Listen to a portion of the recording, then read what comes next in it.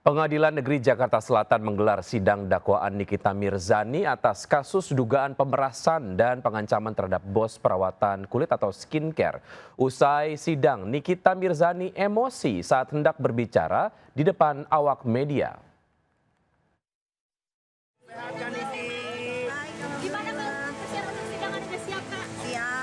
Mengenakan rompi tahanan dengan tangan di borgol, Nikita Mirzani dan Ismail Marzuki asistennya jalani sidang kasus dugaan pemerasan dan pengancaman terhadap Reza Gledis, bos skincare di Pengadilan Negeri Jakarta Selatan. Saya mau ngomong. Ya, Mi, gimana, Mi? Bapak Hasto aja dibolehkan ngomong sama warga. Boleh. Kalian kalau nggak ada apa-apa nggak usah takut. Iya. Santai. Nyalain mic. Kepada Bapak Presiden Republik Indonesia, Bapak Prabowo yang terhormat, tolong hukum di negara kita, di Indonesia yang tercinta ini benar-benar diluruskan, bukan diatensi dengan kekuasaan, sehingga tidak lagi memilih mana yang benar dan salah. Saya telah menyelamatkan banyak muka orang Indonesia, saya telah menyelamatkan muka banyak orang karena produk yang berbahaya dan overklaim. Namun penyidik hingga JPU bukannya mendalami atas produk tersebut, malah saya yang ditahan. Kasus bermula saat Nikita Mirzani diduga menjelek-jelekan produk perawatan kulit atau skincare milik Dr. GP, serta diduga melakukan pemerasan hingga miliaran rupiah. Sidang akan dilanjutkan pekan depan dengan agenda eksepsi yang akan disampaikan oleh Nikita Mirzani. Dari Jakarta, Rizky Falufi, iNews melaporkan. Pemirsa, sebuah kapal tanker yang tengah bersandar di Tanjung Guncang, Kota Batam terbakar. 4 pekerja tewas dan 5 lainnya luka berat.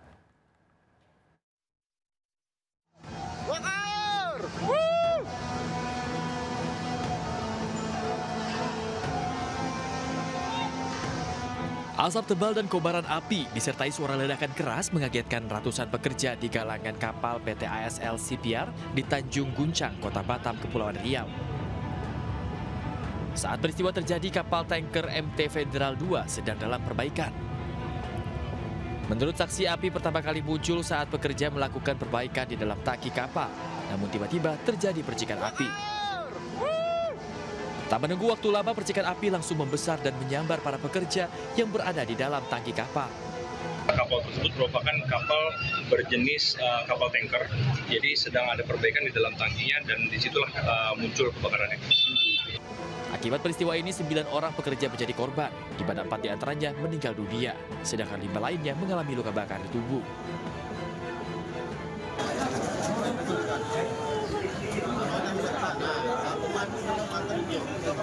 Dari Batam, Kepulauan Riau, Gusti Yenosa, iNews melaporkan. Lepas kendali saat melintasi jalanan menurun, sebuah mobil nyungsep di atap rumah warga yang berada di bawah lereng. Penghuni rumah syok saat mendengar bunyi benturan keras. Sebuah mobil tiba-tiba nyungsep dan menghantam atap salah satu rumah warga yang berada di bawah lereng di Jalan Marta Dinata, Kelurahan Gunung Sari Ilir, Selasa sore. Pemilik rumah mengaku masih syok saat menceritakan detik-detik kejadian. Ia sedang berada di dalam rumah ketika suara benturan keras terdengar dari atas. Menurut keterangan polisi, mobil tersebut ditumpangi 3 orang. Kendaraan diduga lepas kendali saat melintasi turunan tajam di pemukiman padat penduduk tersebut. Di dalam mobil ada 3 penumpang, semuanya selamat, tidak ada korban luka. Dugaan awal sopir tak bisa mengendalikan kendaraan di jalur menurun. Proses evakuasi dilakukan oleh sejumlah petugas gabungan bersama warga sekitar. Dengan menggunakan alat berat dan sistem tali untuk menarik mobil dari posisi menggantung di atas atap. Hingga malam hari, warga masih berkumpul menyaksikan proses evakuasi yang berjalan dramatis.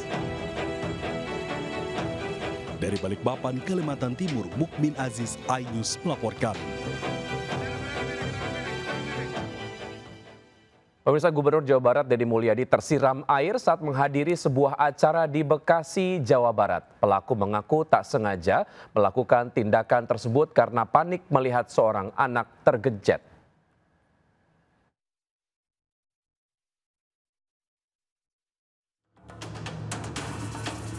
Viral di media sosial, Gubernur Jawa Barat Deddy Mulyadi disiram seorang pria di Kabupaten Bekasi, Jawa Barat pada Jumat lalu. KDM disiram sebanyak 3 kali sebelum naik panggung saat menghadiri acara Abdi Nagri Ngajang Kawarga di Desa Wanasari, Cibitung, Kabupaten Bekasi, Jawa Barat. Aksi ini pun mengejutkan banyak orang hingga membuat suasana tegang sejenak. Berdasarkan pemeriksaan petugas, peristiwa itu bukanlah bentuk penyerangan terhadap KDM, namun pelaku panik karena melihat seorang anak tergencet di tengah kerumunan massa. Pasca kejadian, melalui media sosialnya Deddy Mulyadi membagikan momen pertemuannya dengan pelaku penyiraman. Pelaku pun menjelaskan alasan melakukan tindakan penyiraman dan meminta maaf kepada KDM. Iya, saya ini depan istri saya, ini saya pegang botol. Iya, istri saya mau begini, lagi ngandelin kamera, bapak datang tuh. Kata saya, tolong, woy, tolong. Itu anak kegencet udah sampai. Yang kegencet anak siapa? Anak orang, Pak. Jadi saya mau bantuin nggak bisa, saya minta tolong jangan sampai itu udah payah tuh, udah payah tuh anak namanya terlalu banyak. Iya, nah terus kan itu besi kayak gini nih meletot kan, itu ada bocah kecil kayak gitu, dicabut. Nah, saya minta tolong nggak di ini, jadi akhirnya saya ngadirin ini aqua, buka botol gitu-gitu, Pak tolong Pak. Terkait peristiwa itu, KDM tidak mengetahui jika ada yang menyiramkan air. Selain itu, Deddy juga mengaku tidak mempermasalahkan kejadian penyiraman itu. Ya, pemirsa, serangan Iran ke pangkalan militer Amerika Serikat di Qatar berdampak pada aktivitas penerbangan di Bandara Soekarno-Hatta, Tangerang, Banten. Dari mulai penutupan penerbangan Jakarta ke Doha, Qatar, hingga penundaan kepulangan jemaah haji dari Jeddah ke Jakarta.